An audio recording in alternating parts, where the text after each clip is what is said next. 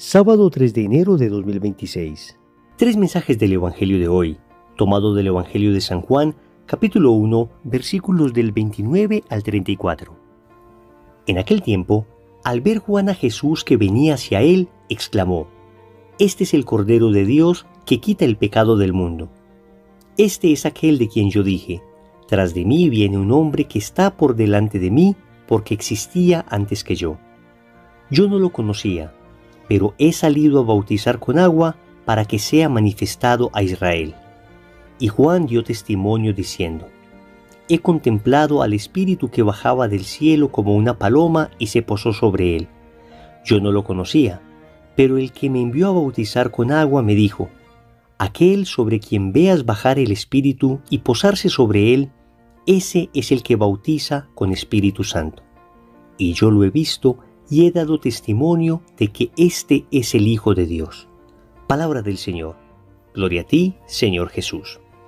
Querida familia, iniciando este año, el Evangelio nos sigue proponiendo a San Juan Bautista y San Juan Bautista nos sigue señalando a Jesús. Vamos a meditar tres mensajes. Primero, ¿por qué Cordero de Dios?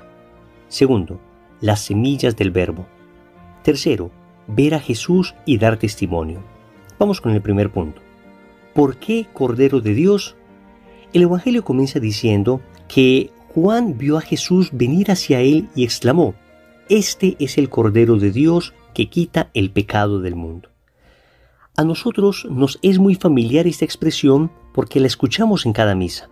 Cuando el sacerdote ostenta el Cordero de Dios precisamente antes de la comunión, dice esas palabras: «Este es el Cordero de Dios que quita el pecado del mundo, dichosos los invitados a esta cena».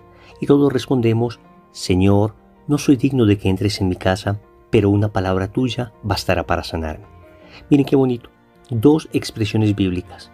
La primera la dice el sacerdote recordando estas palabras de Juan Bautista.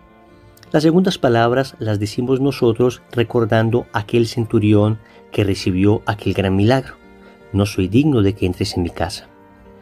A propósito de esta expresión Cordero de Dios, hay una Biblia bellísima que recomiendo a todo el mundo, sobre todo por la fidelidad en su traducción y por las bellas explicaciones que tiene. Es la famosa Biblia platense, o también se conoce como la Biblia de Juan Straubinger. No es una Biblia fácil de conseguir, no obstante, el que la pueda conseguir vale la pena que la tenga. Y quisiera leerles lo que Monseñor Straubinger dice respecto a esta expresión Cordero de Dios, porque me parece muy significativo.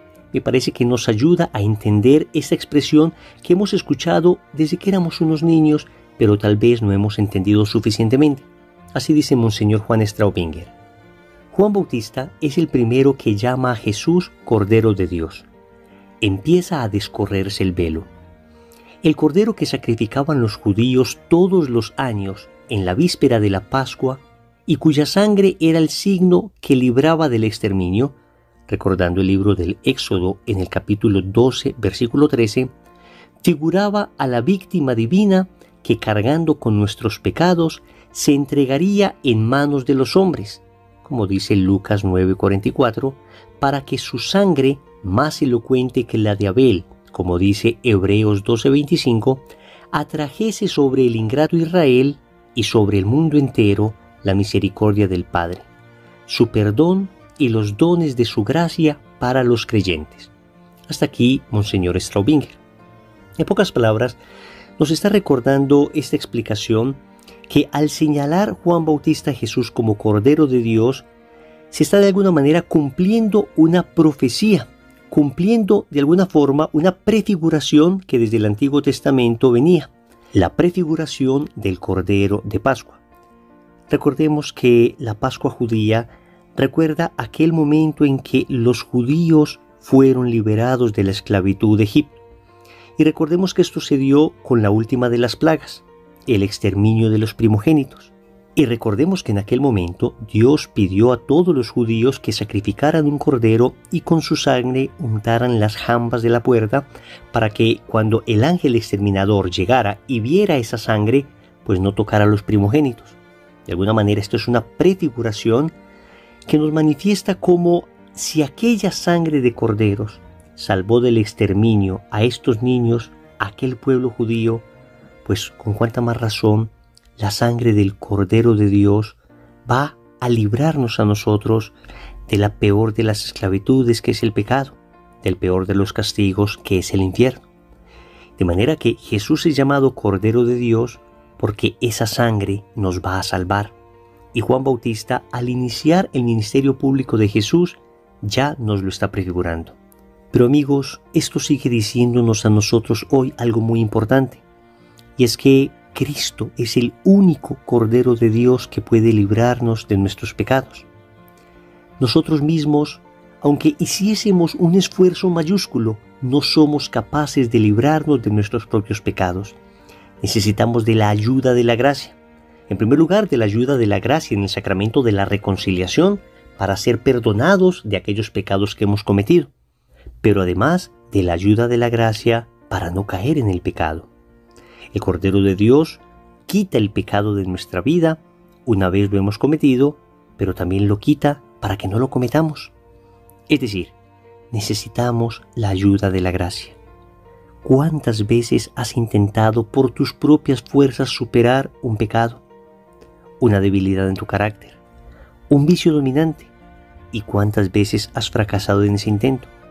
Pues seguramente menos veces que las que yo he fracasado en el intento cuando lo he intentado solo. Amigos, es que hoy Juan Bautista nos indica cuál es el camino. Hay que mirar al Cordero de Dios y suplicarle a Él que nos quite el pecado. Claro que debe haber cooperación humana. Nuestra cooperación consiste en decirle al Señor: aquí estoy, ayúdame Señor, yo solo no soy capaz. Nuestra cooperación consiste en querer, pero es que Dios, el Cordero de Dios, es el único que puede poner el poder. Amigos, nosotros ponemos el querer, el Cordero de Dios pone el poder. ¿Quieres? ¿Quieres ser librado del pecado? Dile: Señor, quiero. El Señor te dirá: puedo. Queda limpio. Segundo, las semillas del Verbo. En dos ocasiones Juan Bautista dice que no conocía a Jesús. En primer lugar dice: yo no lo conocía, pero he salido a bautizar con agua para que sea manifestado a Israel. Y después dice: yo no lo conocía, pero el que me envió a bautizar con agua me dijo: aquel sobre quien veas bajar el Espíritu y posarse sobre él, ese es el que bautiza con Espíritu Santo. Y eso es bien interesante porque sabemos que Juan Bautista era primo de Jesús. Por consiguiente, era bastante probable que al menos le conociera físicamente. Sin embargo, no conocía tal vez la profundidad de la persona de Cristo. No conocía exactamente la divinidad que había detrás de él. Y por eso, en ese segundo punto, quisiera que reflexionáramos en torno a una expresión de un padre de la iglesia llamado San Justino, padre de la iglesia del siglo II, que hablaba de las semillas del verbo, las semina verbi. Y es una expresión bien interesante porque nos habla precisamente de aquellas personas que no conocen a Jesús, que no han tenido un proceso de conversión al cristianismo, o por lo menos tal vez le han conocido de manera superficial, le han conocido de oídas, pero no han tenido un encuentro con Él y sin embargo buscan la verdad. Sin embargo, se esfuerzan por ser buenos. A ese propósito, el decreto Ad Gentes del Concilio Vaticano II nos dice que el Espíritu Santo llama a todos los hombres a Cristo por las semillas del Verbo y por la predicación del Evangelio. Hasta aquí el decreto Ad Gentes, y miren cómo la Iglesia toma en cuenta precisamente como esa semilla que el corazón del hombre bueno tiene dentro de sí, que de alguna manera le dispone para que encuentre el Evangelio.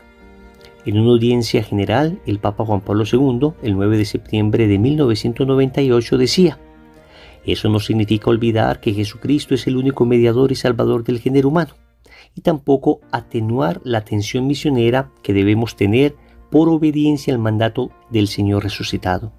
Id pues y haced discípulos a todas las gentes, bautizándolas en el nombre del Padre y del Hijo y del Espíritu Santo. Hasta aquí San Juan Pablo II. En resumen, lo que tratamos de decir con el tema de las semillas del Verbo es que existen personas buenas a nuestro alrededor. Existen personas que no han conocido suficientemente a Jesús y sin embargo se esfuerzan por ser buenos. Se esfuerzan por caminar hacia el bien. Estas personas están esperando que el Evangelio les sea predicado. Miren que Juan Bautista no conocía suficientemente a Cristo y sin embargo lo que hacía iba en dirección de conocer a Cristo. Llega el momento donde Jesús se le presenta a Juan y como había dentro de él una semilla del Verbo, es decir, había un corazón bien dispuesto, entonces inmediatamente le identifica. Nosotros a nuestro alrededor tenemos personas así, personas que están esperando que esa semilla del Verbo dé fruto dentro de ellos. Ojo, hay una semilla que espera dar fruto y tal vez tú y yo estamos llamados por el Señor a ayudar a que esa semilla dé fruto.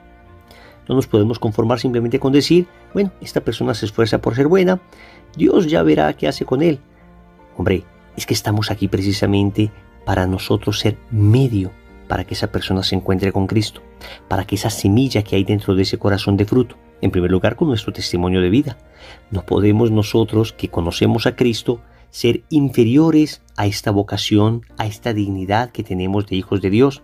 Cuando vean que somos testimonio de vida, entonces las personas querrán conocer más de Jesús. Pero también debemos hablar de nuestro Señor. Y eso nos lleva al tercer punto. Ver a Jesús y dar testimonio. Miren que Juan Bautista concluye diciendo, y yo lo he visto y he dado testimonio de que este es el Hijo de Dios.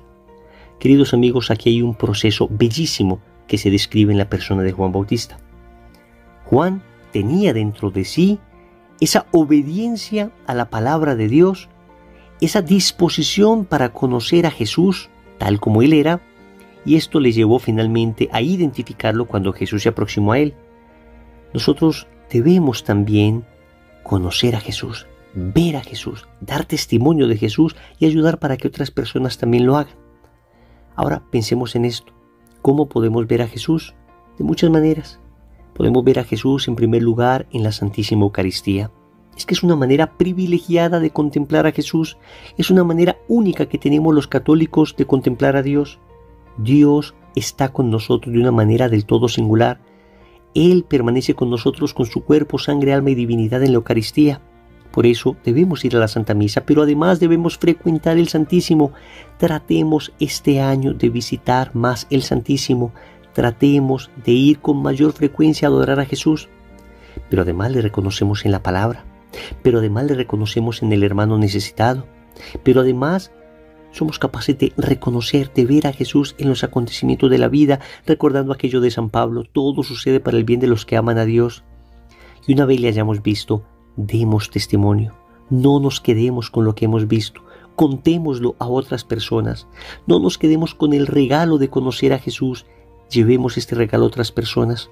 Tanta gente está necesitada de que tú y yo le hablemos de Jesús, de que tú y yo demos testimonio de aquello que Cristo ha hecho en nuestra vida, de aquello que el Cordero de Dios ha hecho con nosotros. Oremos. Amado Señor, yo te doy gracias porque tú eres ese Cordero de Dios que quita el pecado del mundo. Yo no soy capaz de quitarme ni siquiera un pecadito venial por mis propias cuentas. En cambio tú, Señor, eres el único que me puede limpiar. Por eso humildemente me postro ante ti y te suplico la gracia. Dame la gracia de ser liberado de mi pecado a través del sacramento de la reconciliación, pero además dame la gracia de renunciar a todo aquello que me ata. Te suplico, Señor, también que pueda ser instrumento de evangelización para aquellas personas que tienen la semilla del Verbo en sus corazones, aquellas personas buenas de que estoy rodeado, pero que necesitan que alguien les dé testimonio de ti. Señor, dame la valentía, la prudencia, la inteligencia para poderlo hacer adecuadamente. Señor, dame lo que me pides y pídeme lo que quieras. Amén. Recordemos entonces. Primero, ¿por qué Cordero de Dios? Segundo, la semilla del Verbo. Tercero, ver a Jesús y dar testimonio. Compromiso. Vamos a tratar en esta semana de visitar a Jesús en el Santísimo para poderlo ver y luego dar testimonio de Él. En el nombre del Padre, y del Hijo, y del Espíritu Santo. Amén.